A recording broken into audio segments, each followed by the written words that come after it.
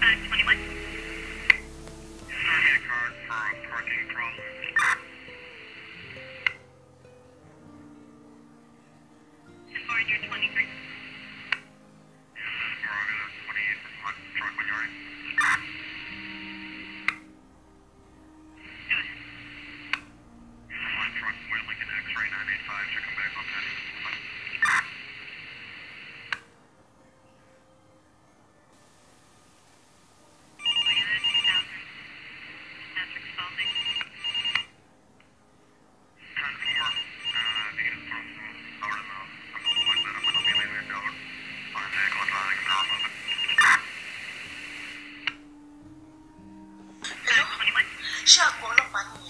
Yes, Rapid Response Unit. What's your emergency?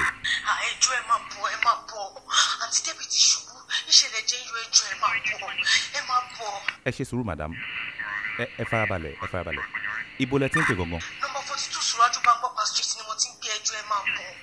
Okay, à ń bọ̀ bẹ́ẹ̀ sẹ́. Ẹjọ́ ẹ máa bọ̀.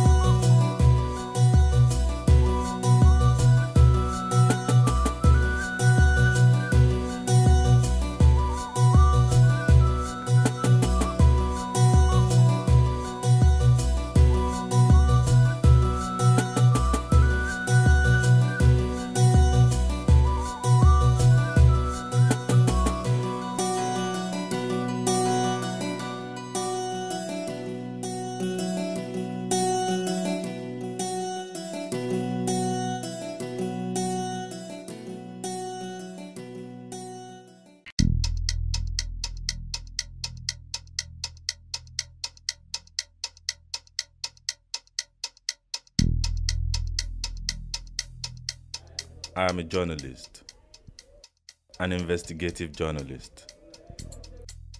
My name is David Kukoi. The story you are about to hear is one of the most intriguing I ever worked on.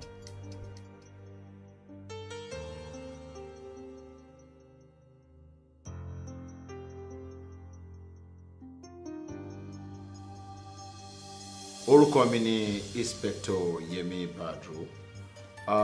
Mo jẹ́ ọlọ́pàá ọ̀tẹlẹ̀múyẹ́ tí a ń pè ní detective. Mo wà ní department tí a ń pè ní homicide. Mo ti fojú rí òkú ènìyàn ó lé nígbà. Yálà ẹni tí wọ́n pa ni o, àbí èyí tó para ẹ̀, àbí èyí tó kúkú náà, àbí èyí tí wọ́n ń pè ní terrorist. Àmọ́ nínú gbogbo àwọn òkú yìí tí mo ti supervise investigation ikú wọn, mi ò jẹ́ gbàgbé Deborah Darasimi Díẹ̀kọ́lá tí àwọn ọ̀rẹ́ ń pè ní DDD tàbí 3D.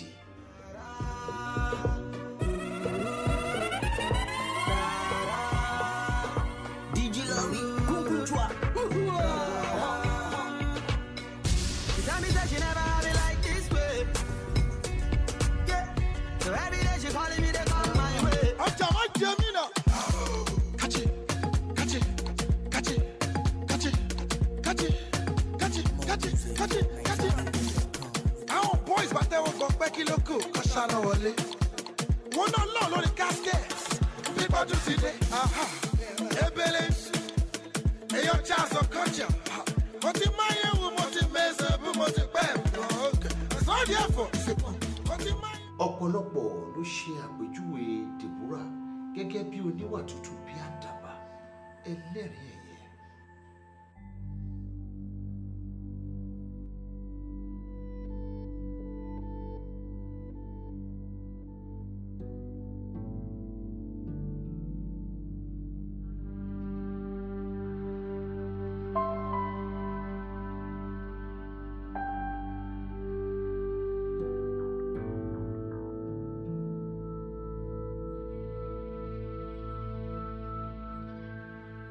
Ó lọ́yàyà, ó nífẹ̀ẹ́ ọmọdé,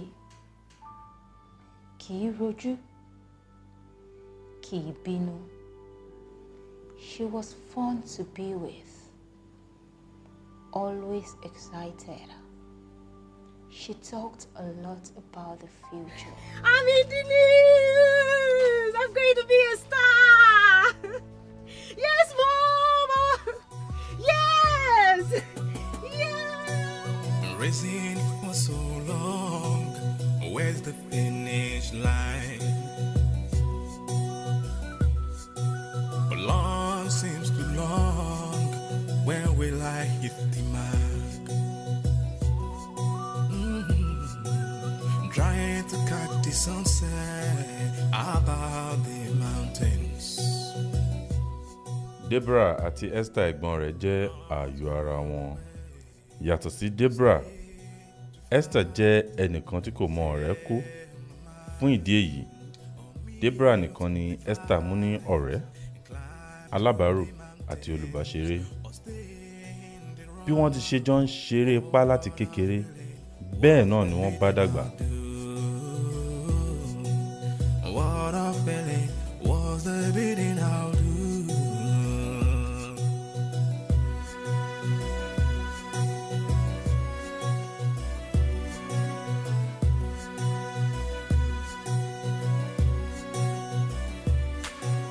I thought life is easy with reasons beyond doubt. They are children at heart, pure, innocent, and friendly. It is hard. Finding a place to come as like a pin lost in an ocean. Run far away or stay to fight. Set the mind on mute the vibes and climb to the mountains. Ní ọjọ́ kẹjọ oṣù kẹfà ọdún 2017, agbálẹ̀ ilé Deborah díẹ̀ kọ́lá ń lọ láti lọ gbálégbàtà bí ó ṣe máa ń ṣe lójoojúmọ́.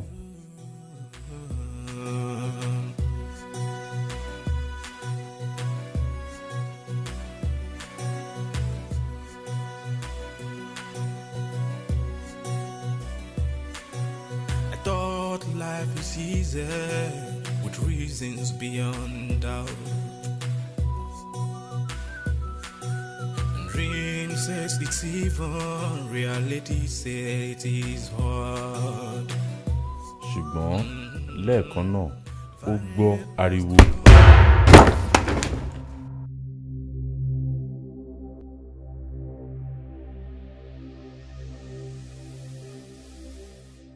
Ó yọjú láti ojú fèrèsé.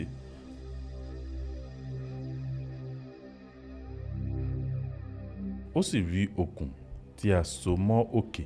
Bẹ́ẹ̀ ó rí òkú Deborah nílẹ̀ pẹ̀lú àjákù okùn lọ́rùn.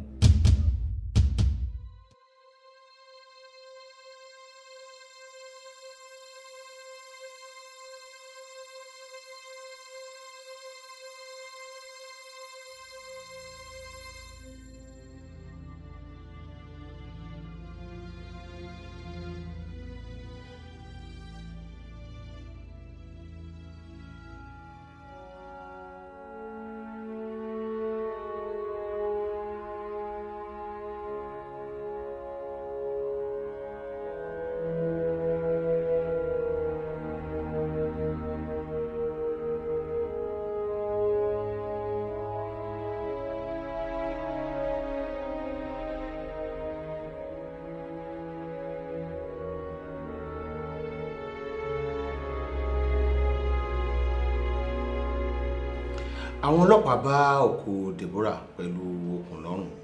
It was an open and closed case of suicide. Deborah so okùn mọ́ orí àjà. Ó dẹ̀ so okùn mọ́ rẹ̀ lọ́rùn. Ó dúró sí orí àga. Ó yí àga mọ́ra ẹ̀ lẹ́sẹ̀. Òkú Deborah ti wúwo jù fún okùn tó ta mọ́ ọrùn. Òkú yìí ó jábọ́. Ariwo jíjábọ́ ẹ̀ ni ìyá tó ń gbálẹ̀ gbọ́. Ó yọjú láti ojú wíńdò, ó dẹ̀ rí òkú Deborah. Èyí ni rìsọ́ọ̀tì autopsy tí àwọn dókítà tí wọ́n fún àwa ọlọ́pàá, and there is no suspect of foul play.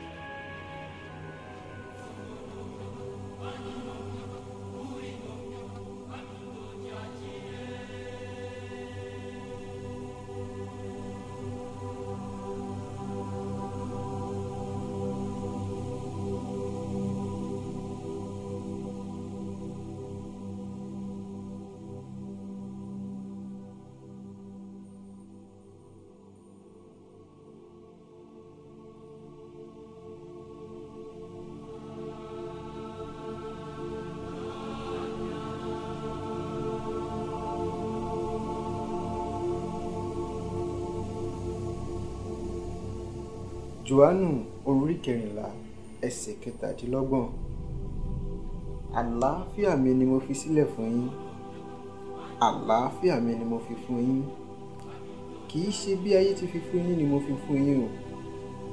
Ẹ má ṣe jẹ́ kí ọkàn yín dàrú, ẹ má sì jẹ́ kí ẹ̀rù ó bà yín.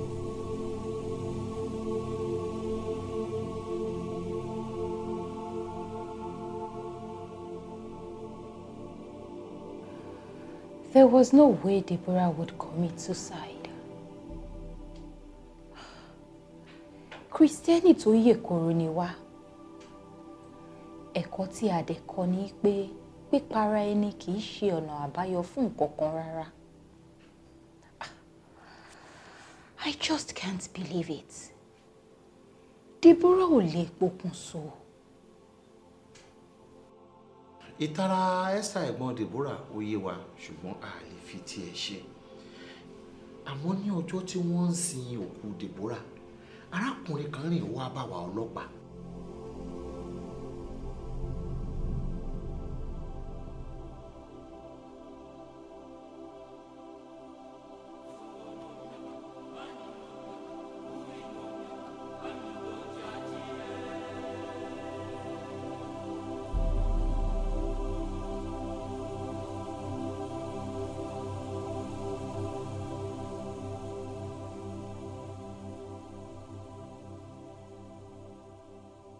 Ó ní Deborah ò para ẹ̀ o, ó ní wọ́n pa ni.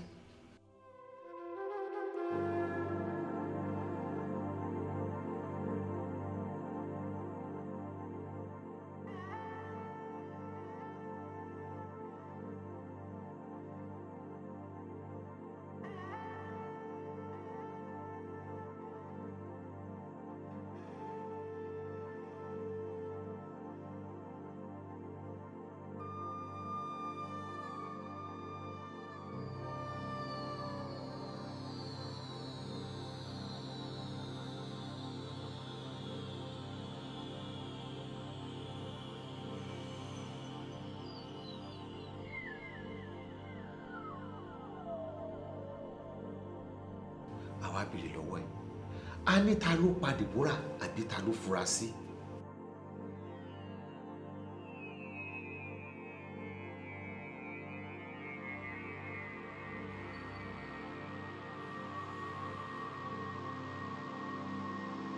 Ó lóun, a ní báwo lòun gangan ṣe jẹ́ sí Deborah? Ó lóun ni olólùfẹ́ ìkọ̀kọ̀ ẹ̀ kó tó di pókú. A béèrè pé kú lè orúkọ ẹ̀, orúkọ òun jẹ́ Karim.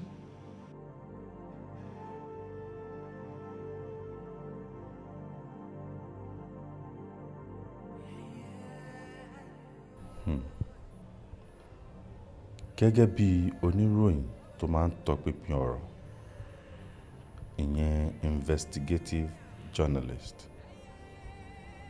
mo ti rí ẹjọ́ tó kú tó tún jí dìde.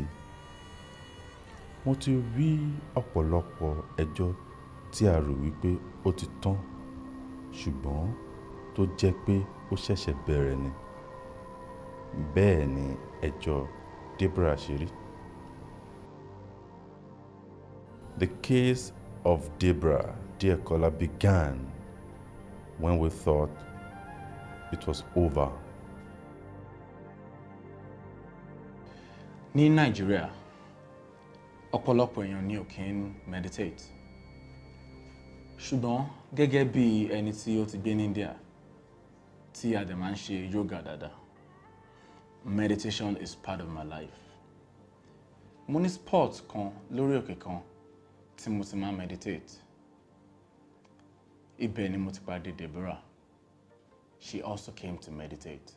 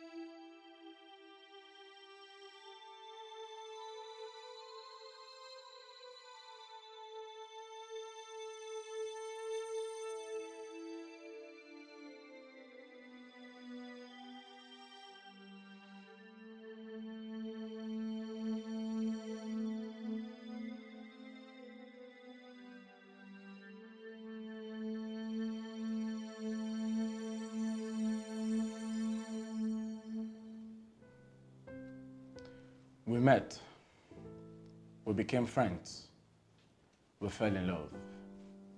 A jọ ń ṣe wọléwọ̀de.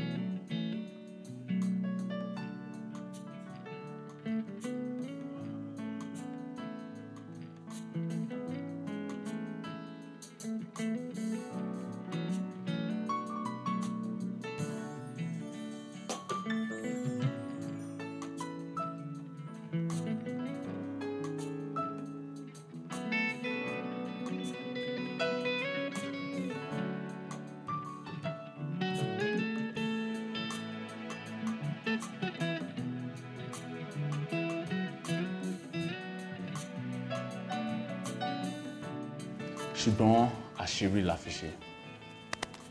Torí Deborah sọ pé torí mo jẹ́ Muslim, òun ò lè fi mí hàn nílé. Torí pé pastor ni daddy ẹ̀, deaconess dẹ̀ ni mommy ẹ̀. According to her, bí ẹni pé òun dójú ti gbogbo family ẹ̀ ló jẹ́.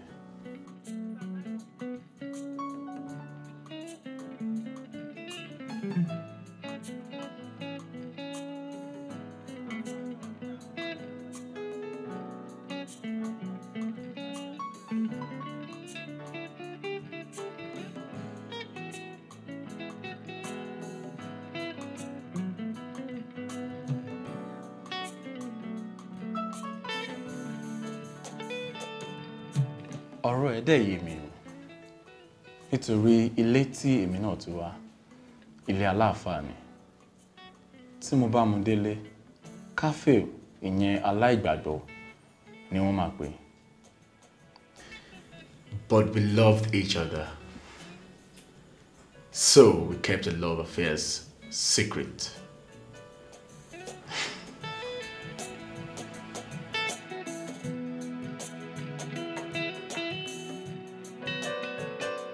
Ọ̀pọ̀lọpọ̀ ìgbà tí obìnrin bá ní ọ̀rẹ́ kan láti kékeré tó wá jẹ́ wípé ọ̀rẹ́ yìí ló wá padà di olólùfẹ́ rẹ̀, wọ́n kì í lè mọ ìyàtọ̀ bóyá àwọn nífẹ̀ẹ́ irúwá ẹni bẹ́ẹ̀ tàbí wọn ò nífẹ̀ẹ́. Tí ó bá jẹ́ ẹni tí wọn ò nífẹ̀ẹ́ ni, ó ṣeé ṣe kí wọ́n padà wá rí ẹlòmíì tí wọ́n nífẹ̀ẹ́. Tí wọ́n bá wá padà rí ẹni tuntun tí wọ́n nífẹ̀ẹ́, wọn ò ní fẹ́ sọ fún ọ̀rẹ́kùnrin tí wọ́n ní tẹ́lẹ̀ nítorí ọ̀rẹ́ àyò wọn ni. Ìgbẹ̀yìngbẹ̀yìn, ìfẹ́ ìkọ̀kọ̀, ìyẹn secret love affairs máa bẹ̀rẹ̀ pẹ̀lú ọkùnrin tuntun tí wọ́n ṣẹ̀ṣẹ̀ pàdé.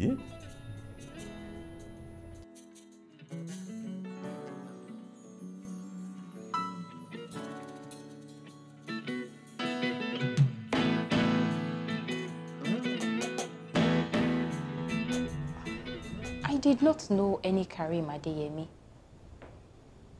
Mi ò gbọ́ orúkọ yẹn rí àfìgbà tí àwọn ọlọ́pàá ṣẹ̀ṣẹ̀ ń sọ. The only ọkọ àfẹ́sọ́nà tí gbogbo wa mọ̀ mọ́ Deborah náà ni Kingsley.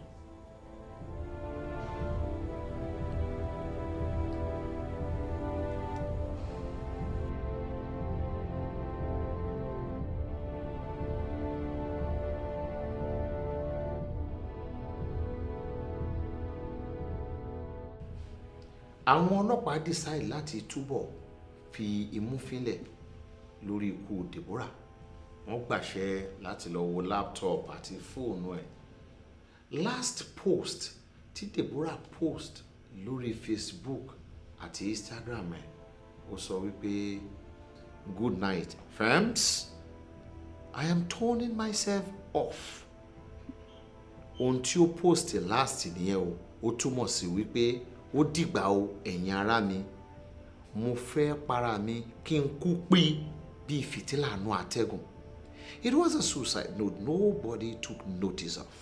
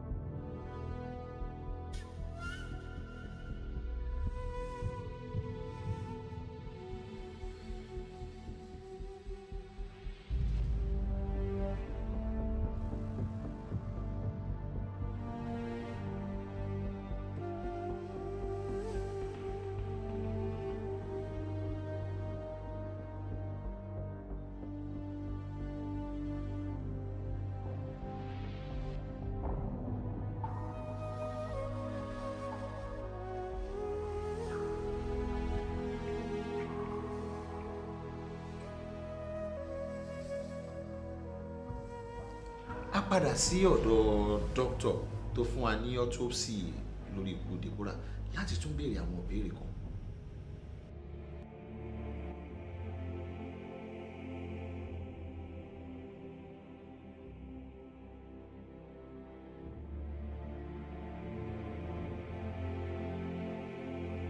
Orúkọ mi ni Dr. Smith. Láti ara ìwádìí tá a ṣe, a rí wípé okùn tó fún ọ̀nà ọ̀fun àti gògóńgò tó yẹ kí Deborah gbà mí òun ló pa. Then a tún wá rí fracture kékeré kan ní ẹ̀yìn ọrùn ẹ̀. Wíwúwo ìyẹn pressure ara òkú yìí òun ló fa eléyìí. Látẹ̀síwájú a ṣẹ̀tún wá rí wípé apá ọ̀tún ẹ̀ ó dá sẹ́yìn. Èyí ìṣẹ̀lẹ̀ látara jíjábọ́ tí òkú yìí jábọ́ lẹ́yìn tí okùn ọrùn ẹ̀ já. Apart from this, kò sí any other thing mọ́ta tún rí. A rí nǹkan kan ju suicide case lọ.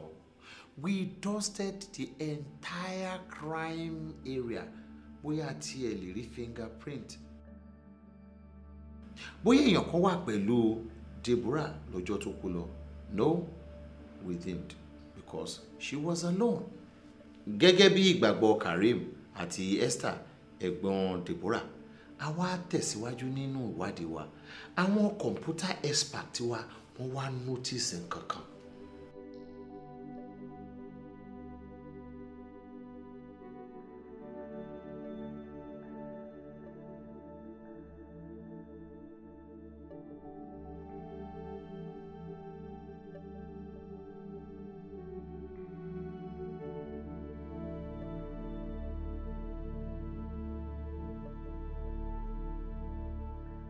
wọ́n notice pé àwọn messages kan ti wà deleted. Then after that, we found a big breakthrough.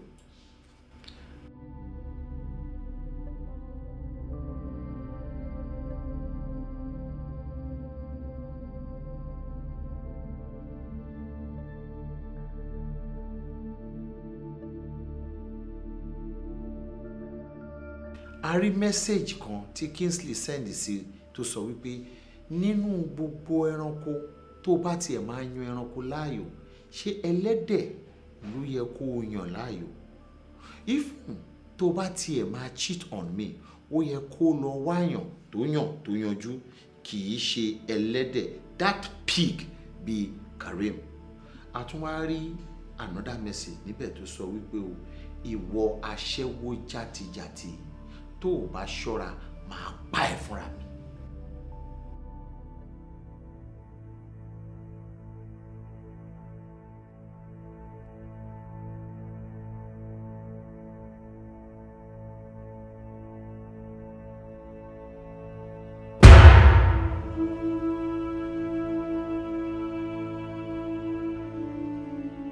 It was a shocking breakthrough, and the police went after Kingsley immediately.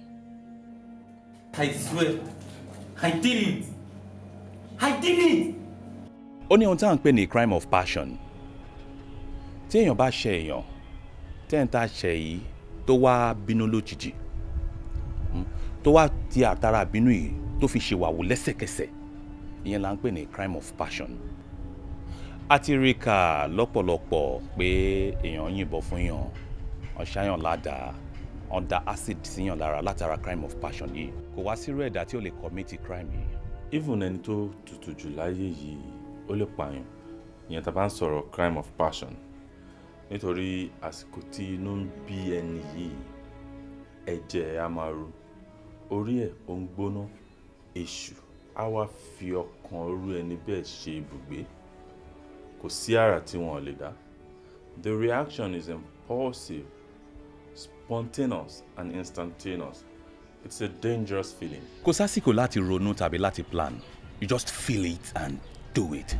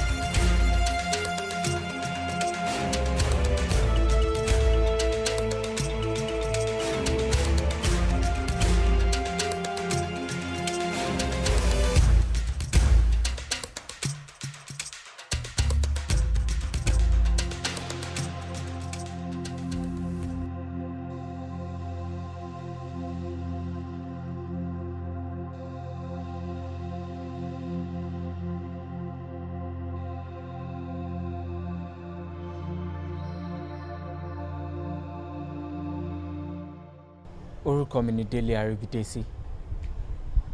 Ọ̀rẹ́ mi ni Deborah láti secondary school. And àti secondary school náà ni mo ti mọ Kingsley. Ìròyìn tá a gbọ́ láti ọ̀dọ̀ àwọn ọlọ́pàá ó pé wọ́n rí ẹ̀rí wípé Kingsley pa Deborah. Ó jẹ́ ohun ìyàlẹ́nu. Nítorí mo rántí nígbà kan tí Deborah àti Kingsley ń jà. Ọ̀dọ̀ mi ni Deborah máa ń wà nígbà yẹn. Deborah ṣe ohun tó ṣe nítorí pé ó fẹ́ kí Kingsley jowú. Awuyewuye ń lọ káàkiri pé èmi àti Deborah ń fẹ́ra wa. Ṣùgbọ́n Kingsley sọ fún mi wípé òun trust Deborah. Wípé gbogbo nǹkan tó ń ṣe yẹn ó kàn ń ṣe láti jẹ́ kóun feel jealous ni. Ó sọ fún mi wípé ó dá òun lójú wípé Deborah ò lè ní any intimate relationship pẹ̀lú mi. I swear I didn't do it. It wasn't me. I didn't text her. Kingsley deny wípé òun kọ́ lòun pa Deborah. Àwọn ọlọ́pàá tún gbé ẹ̀rí sí i níwájú, ìyẹn laptop àti fóònù ẹ̀ láti fi message tó send sí Deborah hàn. Ìyẹn message tó ti sọ wípé tí Deborah ò bá ṣọ́ra òun máa pa. Kingsley tún ṣẹ́kanlẹ̀ pé òun kọ́ lòun send the message náà. He put up a very good act, but the police had a very strong evidence against him. An experienced policeman knows a guilty man when he sees one. Kingsley deny gbogbo ìbéèrè tá a béèrè lọ́wọ́ ẹ̀, ṣùgbọ́n dájúdájú ẹ̀rí ọkàn ń jẹ́. Kí ló ń fò láyà? Àmọ́, which means Kingsley is guilty.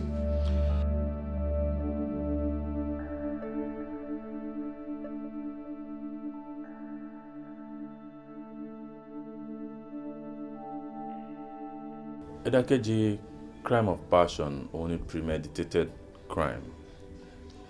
Ní agbede yìí, ọ̀daràn ní time láti ronú, láti plan dáadáa. Ẹni tí ò bá ní ọkàn búburú kò lè ronú premeditated crime kó dẹ̀ parí ẹ̀. Ikú Deborah yìí is a premeditated murder. Yeah, so it's a premeditated crime. Boyfriend Deborah ó ráyè rò dáadáa. Ó ti pa, ó ti kún, ó ti map out gbogbo strategic ways tó máa fi ṣe ọṣẹ́. And he did it brilliantly well. It became easy because he knew her movements and he knew her in total.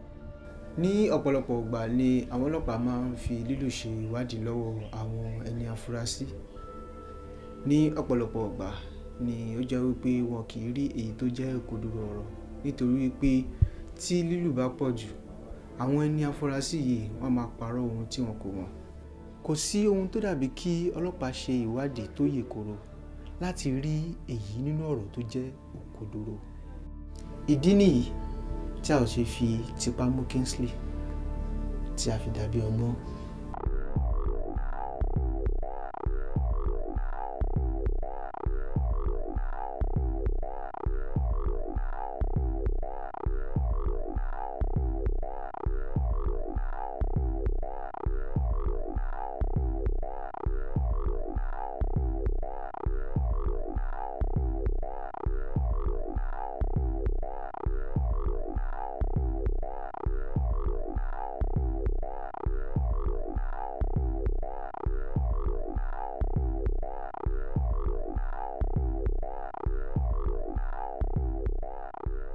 Ìjà tí mo sọ lẹ́ẹ̀kan ò tètè parí láàrin Kingsley àti Deborah títí tí Kingsley fi wọ yunifásitì. Yunifásitì ni Kingsley ti pàdé Leila tí wọ́n fi ń ṣe wọléwọ̀de.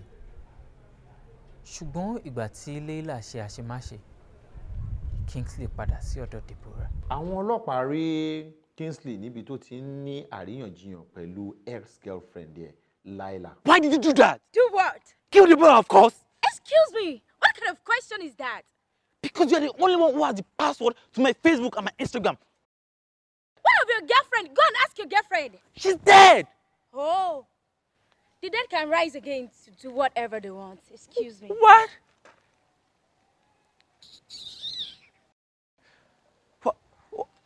What?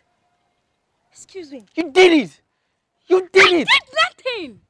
Just let me be. Kingsley, let me be. Hello. Hello. Good day. Good day, sir. What's going on here? Nothing. Nothing? Okay. Can you follow us to our station and tell us more about nothing? Wọ́n gbé Kingsley àti Leila wá sí police station. Wọ́n pín wọn sí yàrá ọ̀tọ̀ọ̀tọ̀ láti fi ọ̀rọ̀ bá wọn lẹ́nu wò. Lẹ́yìn bíi wákàtí 4, àwọn ọlọ́pàá rí òkodoro ọ̀rọ̀.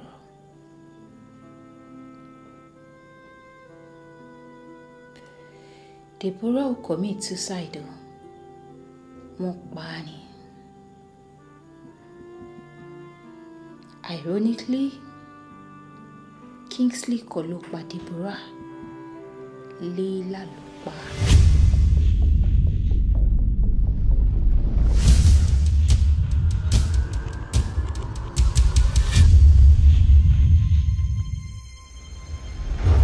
It was a ground-breaking conspiracy. Ètekéte kan tí mi ò rí irú ẹ̀ rí ni.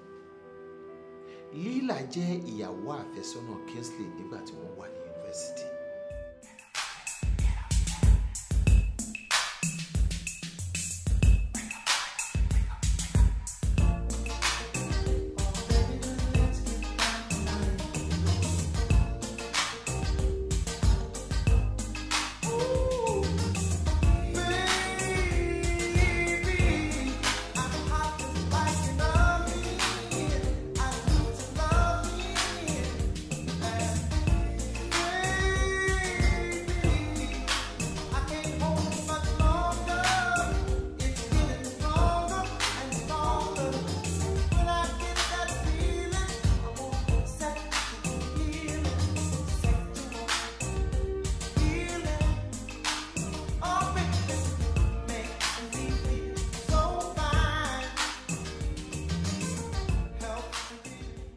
Àṣemáṣe kan tí Leila ṣe ló jẹ́ kí Kingsley já sílẹ̀, ó sì bẹ̀rẹ̀ sí ní fẹ́ Deborah.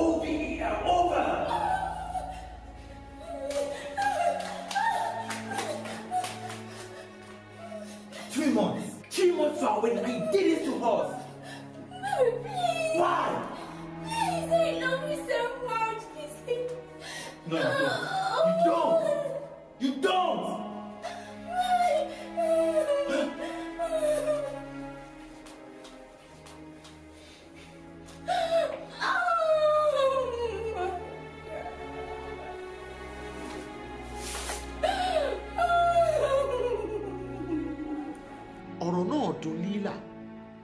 Nígbà tí Kingsley sọ pé òun ò ṣe mọ́, ó bẹ̀rẹ̀ sí ní lépa Kingsley àti olólùfẹ́ ẹ̀ tó ń fẹ́, ìyẹn Deborah.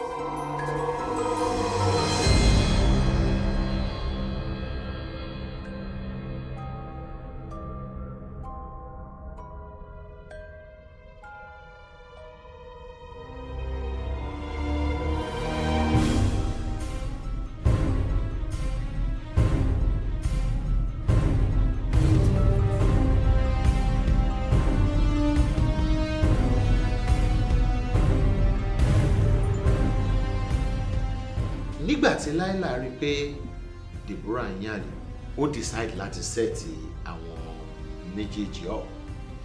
Ó wọlé ó yọ kẹ́lẹ́kẹ́lẹ́ ó lọ pa Deborah lóru. Ó mú fóònù ẹ̀ àti Facebook ẹ̀ ó ṣí. Òun yìí náà ló send message pé good night friends àti I am turning off láti ṣe gẹ́gẹ́ bíi pé ó para ẹ̀. Pabambari ẹ̀ tó tún wá ṣe ó yọ kẹ́lẹ́kẹ́lẹ́ ó mú fóònù Kingsley. Òun yìí náà ló ń send message sí Deborah pé gẹ́gẹ́ bíi Kingsley pé òun á pa ẹ́. Òun náà ló tún ń send message láti ọ̀dọ̀ Deborah bí ẹni tí ó ń bẹ̀ láti gbẹ̀san wípé Kingsley jákulẹ̀. Ó pa Deborah ó dẹ̀ fẹ́ rí dájú wípé Kingsley lọ sẹ́wọ̀n.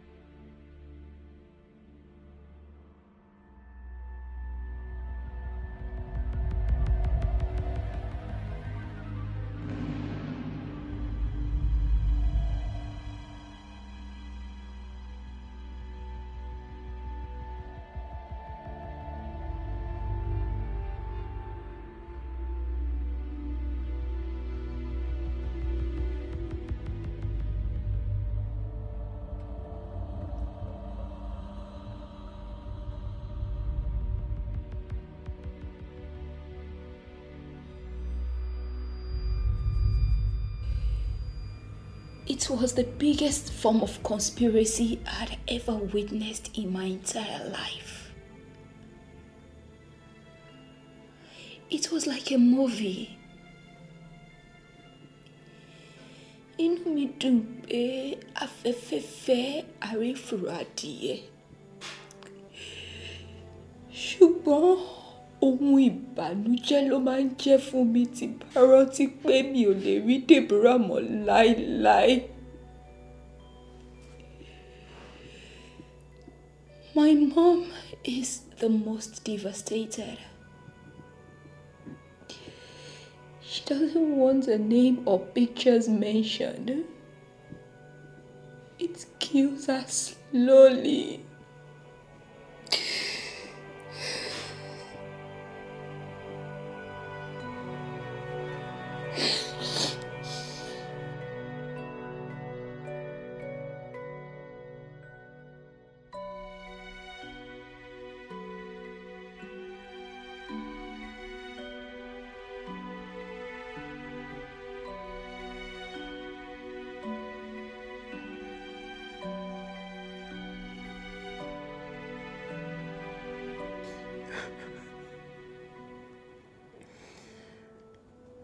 mo máa miss ẹ.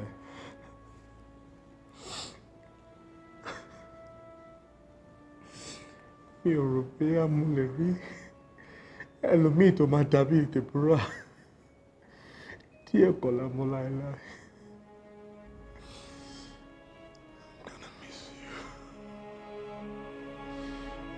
I'm gonna miss you.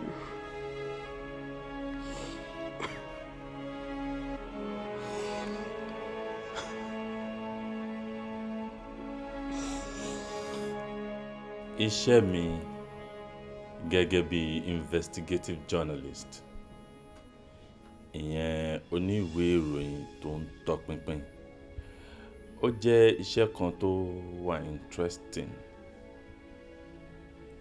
intriguing and revealing. Ó máa ń la ojú wa sí ọ̀pọ̀lọpọ̀ nǹkan tí àwọn èèyàn ò rí. Ṣùgbọ́n nínú gbogbo reports tí n ti kọ nípa crime, mi tí ìrírí ti Leila rí. Leila tàn a whole lot of professionals. Ó pètèpèrò ohun tá a máa ń pè ní a perfect crime. So it was an almost perfect crime, if not for the insistence àwọn ẹbí Deborah tí wọ́n bìlì pé kò ń ṣèyàn tó lè pokùnso kò lè pokùnso ìgbà kan àwọ̀. Then if not for the help of Karim, wọn bá ti close case tipẹ́tipẹ́. Èyí tó ṣe pabambarì bẹ̀ ni nígbà tí màá rí ẹni náà tí wọ́n ń pè ní Leila, ẹ̀rù Ọlọ́run bà mí pé kinní náà rí rándú yìí, ṣùgbọ́n èṣù tó ń gbénú ẹ̀ ó kọjá àti Késárì.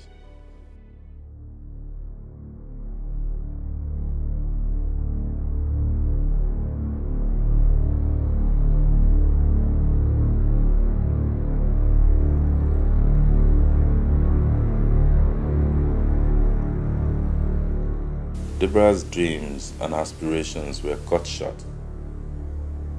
More often than not, secret loves end in disasters.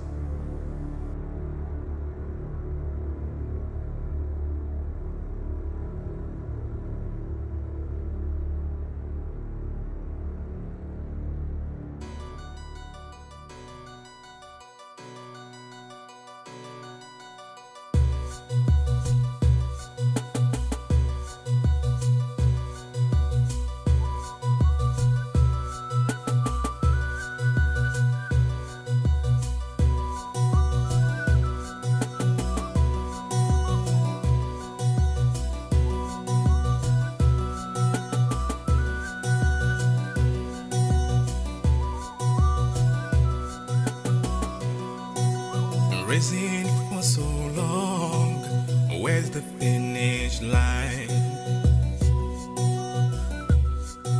But long seems too long, when will I hit the mark? Trying to catch the sunset above the mountains. Run too far away, or stay to fight. Set my mind, or mute the vibes and climb to the mountains, or stay in the rough. Oh, what a feeling, what's the bidding I'll do? What a feeling, what's the bidding I'll do?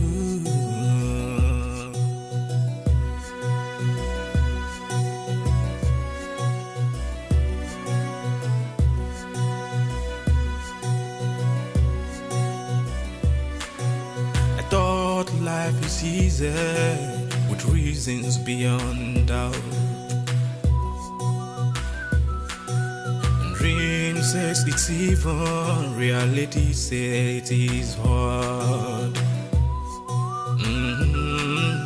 If Find a place to come as like a pin lost in an ocean. Run far away or stay to fight. Set the mind on mute the vibes and climb to the mountains or stay in the rock. What I'm feeling was the beating I'll do. What I'm feeling was the beating I'll do.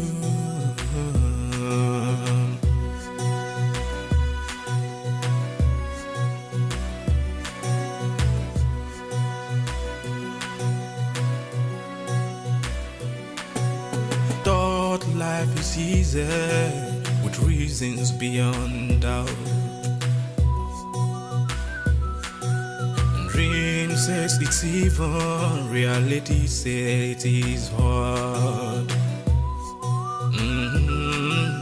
Find a place to come as like a pin lost in an ocean.